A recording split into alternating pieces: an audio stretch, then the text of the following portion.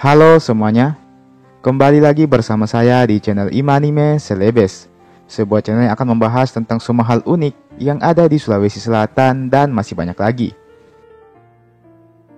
Di video kali ini kita akan kembali melanjutkan serial Ilaga Ligo, dan kali ini kita telah menyentuh episode yang ke-39.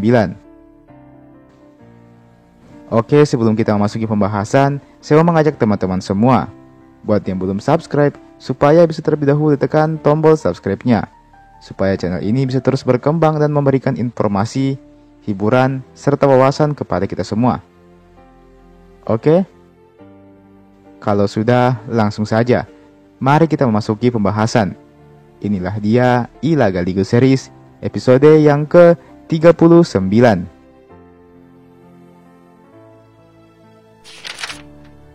7 hari dan 7 malam telah berlalu semenjak Saori Gading berhasil mengalahkan Setiabonga.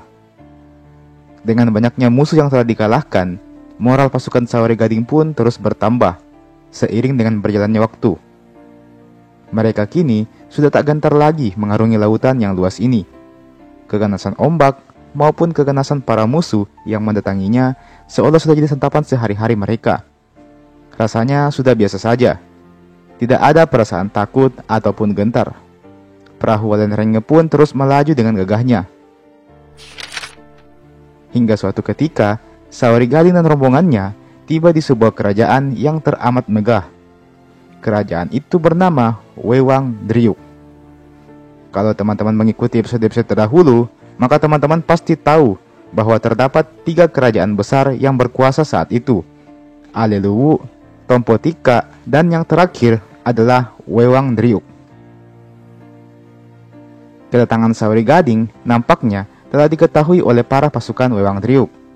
Maka segeralah mereka menyampaikan kabar tersebut kepada Raja Wewang Driuk yang bernama Tejo Krisompa. Beruntung Tejo Krisompa ini bisa dibilang masih punya hubungan keluarga dengan Batara Guru, sehingga bisa dibilang bahwa dia adalah paman jauh dari Saori Gading. Maka jelas sudah, guratan kegembiraan nampak terpancar dalam raut wajah Tejo Krisompa. Segera dia memerintahkan para bawahannya untuk menyiapkan upacara penyambutan untuk keponakannya tersebut. Singkat cerita, merapatlah Saori Gading beserta rombongannya di kerajaan Wewang Driuk. Dia pun disambut dengan meriah. Sambutan yang sejatinya hanya akan didapatkan Saori Gading apabila dia ada di Aleluwu. Namun ternyata sambutan serupa dia dapatkan juga di kerajaan Wewang Driuk ini. Singkat cerita, bertemulah Saori Gading dengan Tejo Krisompa. Keduanya saling menyapa dan bercakap-cakap dengan akrab. Sebelum akhirnya Tejo Krisompa pun menanyakan maksud dari Saori Gading sampai pergi berlayar meninggalkan Aleluwu. Maka Saori Gading pun menjelaskan alasan dan tujuannya berlayar, yakni untuk melamar putri dari Alecina. Anakda Saori Gading, sebaiknya engkau tinggal saja di sini. Biarlah bawahanku yang kusuruh pergi ke Alecina untuk menyampaikan maksudmu. Apabila kau yang ke sana, maka pasti kau hanya akan dianggap sebagai pedagang biasa dari Melayu. Demikian tukas Tejo Krisompa. Sebenarnya perkataan pamannya itu cukup masuk akal.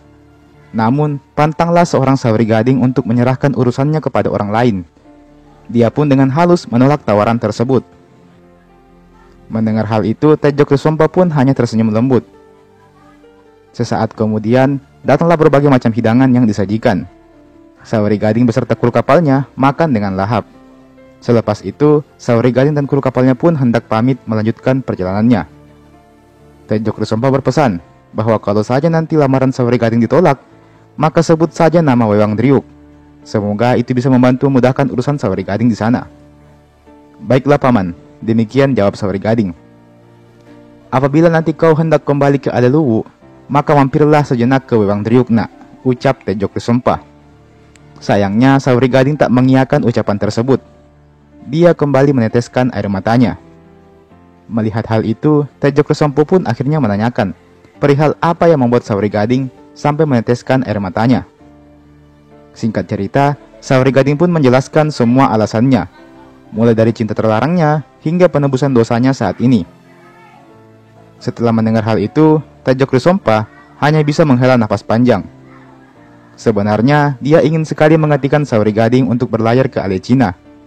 Namun melihat keteguhan hati keponakannya itu, maka dia pun memutuskan untuk mengurungkan niatnya. Dia menghargai keputusan Sawari Gading. Kemudian Sawari Gading pun bertanya, apakah Alechina masih teramat jauh? Tejo Krisompa pun menjawab bahwa Alechina memang masih teramat jauh. Sawari Gading dan kru kapalnya harus berlayar puluhan hari untuk kemudian sampai ke sebuah arus yang berputar-putar. Selepas melewati arus tersebut, masih ada puluhan malam lagi untuk sampai ke sebuah sungai. Dan masih ada puluhan malam berikutnya, sebelum akhirnya akan nampak sebuah negeri yang dihiasi banyak pohon yang berwarna kekuning-kuningan. Maka itulah Alechina. Demikian penjelasan dari Tejo Krisompa.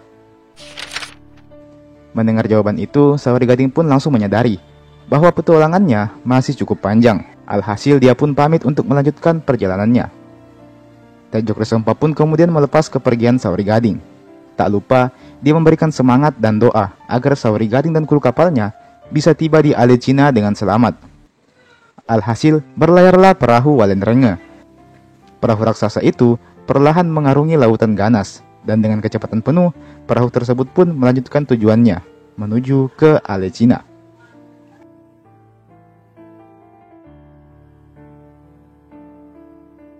Dan teman-teman, itulah tadi Ila Galigo series episode yang ke-39.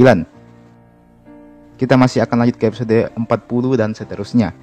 Dan Ila Galigo sudah mendekati akhirnya teman-teman. Jadi sedikit lagi mungkin akan selesai serial Ila Galigo ini. Olehnya itu teman-teman jangan lupa untuk like ini video dan share ini video ke teman-teman yang lain. Jangan lupa juga untuk subscribe ke channel ini tentunya. Nyalakan lonceng notifikasinya supaya tidak ketinggalan nanti kalau ada video terbaru yang saya upload di channel ini. Oke, teman-teman bisa menunggu sambil menonton video-video saya yang lain. Ada banyak video lain yang saya bahas di channel ini. Dan saya rasa sebagai ucapan penutup, saya mau mengucapkan selamat menyambut bulan Ramadan buat teman-teman semua. Selamat berpuasa. Kalau misalnya teman-teman menonton video ini di bulan puasa, semoga puasanya lancar, semoga amal ibadahnya semua bisa dijalankan dengan baik di bulan Ramadan ini. Mari sama-sama kita berusaha untuk memperbaiki diri kita untuk menjadi pribadi yang lebih baik lagi. Sama-sama kita beribadah, sama-sama kita beramal, dan sama-sama kita menjalankan ibadah puasa. Oke? Terima kasih banyak telah menonton video ini sampai habis, dan sampai jumpa di video berikutnya.